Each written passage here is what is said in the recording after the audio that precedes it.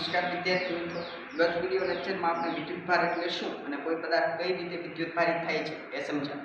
આજે આપણે કોઈ પદાર્થ પર વિદ્યુતભારની પરખ કરવા માટે વપરાતું સાધન ઇલેક્ટ્રોસ્કોપ વિશે માહિતી મેળવશું. એમાં એક સૌથી સાદું અને પ્રચલિત ઉપકરણ છે સુવર્ણ ગ્રહ ઇલેક્ટ્રોસ્કોપ, જેને ઇંગ્લિશમાં ગોલ્ડ લીફ ઇલેક્ટ્રોસ્કોપ કહે છે. તો એની રચના અને કાર્ય પદ્ધતિ અહીંયા આપણે સમજશું કે કઈ રીતે કાર્ય કરે છે. બરોબર, તો આ એની રચના છે. એક કાચની પેટીની અંદર એક ઉર્ધ્વ સળિયો, નીચે સુવર્ણની બરફ, બરાબર, બે સુવર્ણના બે પરણો, સુવર્ણ પરની બરફના બે પરણો, બરાબર, ફોલ્ડ કરીને રાખી શકાય.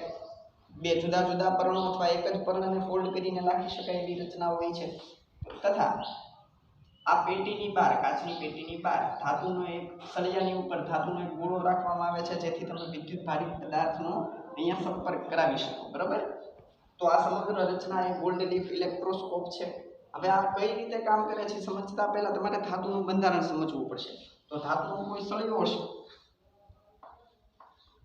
ધાતુનો કોઈ સળિયો હશે તો એમાં શું હશે? ધાતુના પરમાણુઓ હશે. બરાબર, ધાતુના પરમાણુઓમાં આપણે પરમાણુના બોહર મોડેલ, સર્વસ્વીકૃત બોહર મોડેલ અનુસાર જોવા જાય તો શું હશે? તો કે ધાતુના પરમાણુ છે તો એમાં ધાતુના પરમાણુનો તમામ ધન વિદ્યુતભાર અને લગભગ બધું દળ એ ખૂબ નાના ભાગમાં કેન્દ્રિત હશે, જેને આપણે શું કહીએ છીએ? ન્યુક્લિયસ કહીએ છીએ. અને ઇલેક્ટ્રોન એ આ ન્યુક્લિયસની આસપાસ જુદી જુદી ઉર્જા કક્ષાઓમાં ભ્રમણ કરતા હોય છે.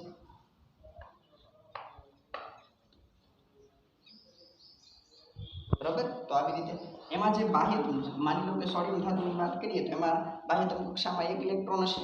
આ જે ઇલેક્ટ્રોન છે, બરાબર, એ ન્યુક્લિયસ પ્રત્યે ઓછું આકર્ષણ ધરાવે.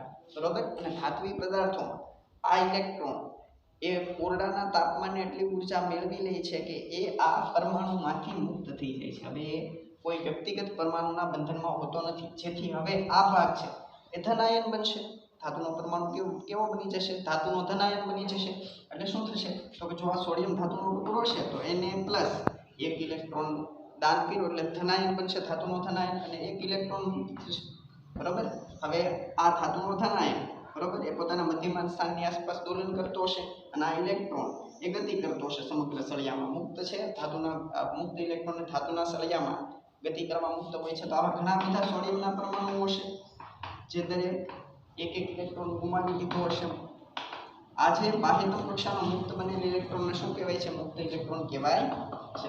ધાતુના ધનાયનો પોતાના મધ્યમાન સ્થાનની આસપાસ શું કરતા હશે? દોલનો કરતા હશે, અને આ ઇલેક્ટ્રોન એ સમગ્ર સળિયામાં અસ્તવ્યસ્ત ગતિ કરતા હશે. બરાબર, દરેક ધાતુમાં આવું હશે. બાહ્યતમ કક્ષાના ઇલેક્ટ્રોન છે એ ઓરડાના તાપમાને જેટલી ઉર્જા મેળવી લે છે કે ધાતુના સળિયામાં ફરવા પૂરતી મુક્ત બની જાય છે. આવા બાહ્યતમ કક્ષાના ઇલેક્ટ્રોન જે મુક્ત બની જાય છે એને શું કહે છે? મુક્ત ઇલેક્ટ્રોન કહે છે. તો કોઈ પણ ધાતુના સળિયાની અંદર શું હશે?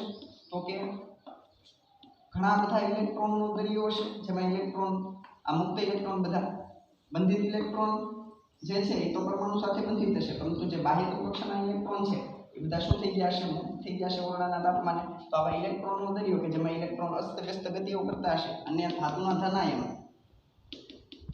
ધનાયનો પોતાના મધ્યમાન સ્થાનની આસપાસ દોલનો કરતા હશે.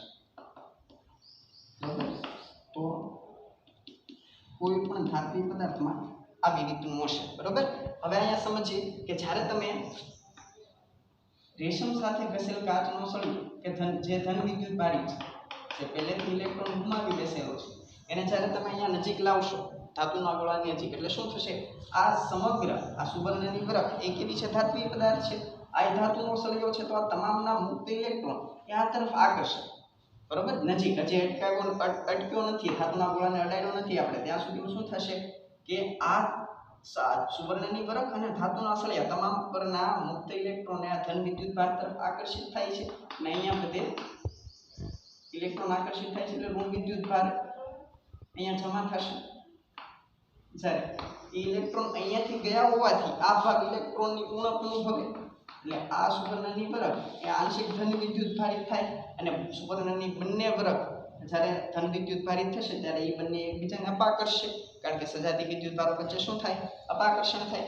હવે જો તમે આ ધાતુના સળિયા, આ કાચના સળિયાને જ્યારે ધાતુના ગોળા સાથે અડકાવશો ત્યારે શું થશે કે આ જે અહીંયા જમા થયેલ મુક્ત ઇલેક્ટ્રોન છે જમા થયેલ મુક્ત ઇલેક્ટ્રોન ધાતુના સળિયા પર જઈ ધાતુના સળિયા પરનો ધન વિદ્યુતભાર ઓછો કરે છે અને જ્યારે આ સમગ્ર ભાગ એ કેવો ધન વિદ્યુતભાર ધારણ કરે છે અને આ સુવર્ણની બરફ બંને સુવર્ણની બરફો ધન વિદ્યુતભારિત થયેલ હોવાથી એ બંને એકબીજાને અપા કરશે બરોબર જેમ કાચના સળિયા પરનો ધન વિદ્યુતભાર વધુ હશે આના પર વધારે ધન વિદ્યુતભાર આવશે અને બે એકબીજાને વધારે અપા કરશે બરોબર તો આ બે વચ્ચેનું કોણીય સ્થાનાંતર એ આ સળિયાના વિદ્યુતભારના સમપ્રમાણમાં હશે જેમ કાચના સળિયા પરનો ધન વિદ્યુતભાર વધુ હશે એમાં આ બંને પરમાણુ એકબીજાને વધુ અપા કરશે આનાથી ઉલટું જો તમે પ્લાસ્ટિકનો સળિયો ફર સાથે ઘસેલ પ્લાસ્ટિકનો સળિયો લાવશો તો શું થશે જો એક વખત જ્યારે સુવર્ણની બરફ વિદ્યુતભારિત થઈ જાય બરોબર પછી એને ડિસ્ચાર્જ કરવી પડે વિદ્યુતભારની બરફ કરવા માટે બરોબર એને ડિસ્ચાર્જ કરવા શું કરશું તો કે આપણે પૃથ્વી સાથે સીધા સંપર્કમાં હોઈએ બરોબર ચપ્પલ ન પહેર્યા હોય અને આપણે જ્યારે આને અડી નાખશું તો આનો જે વિદ્યુતભાર છે પૃથ્વીમાં વહન પામી જાય છે બરોબર આની પછીના ટોપિકમાં આપણે એ સમજશું તો એ રીતે આપણે આ સુવર્ણની બરફને કેવી કરશું ડિસ્ચાર્જ કરી નાખશું વિદ્યુતભાર રહિત કરી નાખશું હવે શું કરીએ તો હવે જ્યારે ફર સાથે ઘસેલ પ્લાસ્ટિકનો સળિયો લાવશું તો કેવો હશે ઋણ વિદ્યુતભારિત હશે એની પાસે વધારાના ઇલેક્ટ્રોન હશે બરોબર તો તમે જ્યારે આ પ્લાસ્ટિકના સળિયાને ફર સાથે ઘસેલ પ્લાસ્ટિકના સળિયાને જ્યારે ધાતુના ગોળાની નજીક લાવશો ત્યારે શું થશે આ સમગ્ર ભાગ પરના મુક્ત ઇલેક્ટ્રોન અપાકર્ષણ અનુભવીને અહીંયા નીચેના છેડે જમા થશે સુવર્ણની બરફના બંને ભાગ ઋણ વિદ્યુતભારિત થશે અને ફરીવાર બંને સજાતી વિદ્યુતભાર હોવાથી સુવર્ણનો બરફ પાછું શું કરશે બંને સુવર્ણના બરફ એકબીજાને અપા કરશે અને કોણીય સ્થાનાંતર અનુભવશે બરોબર તો આ રીતે જ્યારે વિદ્યુતભારિત પદાર્થને તમે આ ધાતુના ગોળાની નજીક લાવશો અથવા આની સાથે સંપર્ક કરાવશો જો પ્લાસ્ટિકના સળિયા નજીક લેવા ઇલેક્ટ્રોન છે એ અપાકર્ષણ અનુભવીને અહીંયા જમા થયા હવે જ્યારે તમે સંપર્ક કરાવશો ત્યારે આના પરના જે વધારાના ઇલેક્ટ્રોન છે ફર સાથે ઘસવાથી જે પ્લાસ્ટિક પર આવ્યા છે એ વહન પામીને અહીંયા આવશે ધાતુના સળિયાને ત્યાંથી સુવર્ણની બરફ પર આવશે જેને લીધે સુવર્ણની બરફ એકબીજાની સાપેક્ષે સ્થાનાંતર અનુભવશે તો આ રીતે જ્યારે તમે વિદ્યુતભારિત પદાર્થને ધાતુના ગોળાને નજીક લાવશો અથવા અટકાવશો ત્યારે આ સુવર્ણની બરફ સ્થાનાંતર દર્શાવશે જે દર્શાવે છે કે આ પદાર્થ વિદ્યુતભારિત હશે અને જો કોઈ વિદ્યુતભાર રહિત પદાર્થ તમે આની નજીક લાવશો તો આ સુવર્ણની બરફ કોઈ સ્થાનાંતર દર્શાવવાની છે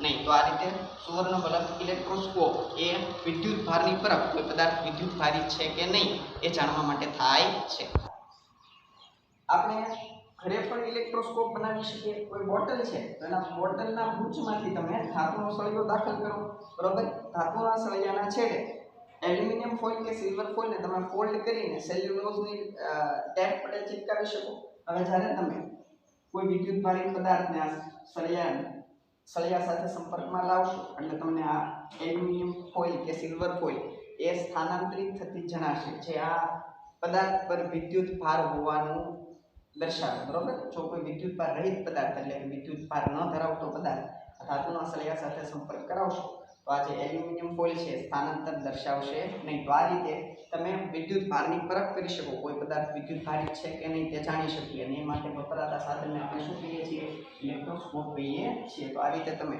તમારા ઘરે પણ એક સામાન્ય ઇલેક્ટ્રોસ્કોપ બનાવી પદાર્થ પર વિદ્યુતભાર છે કે નહીં તેની પરખ કરી શકો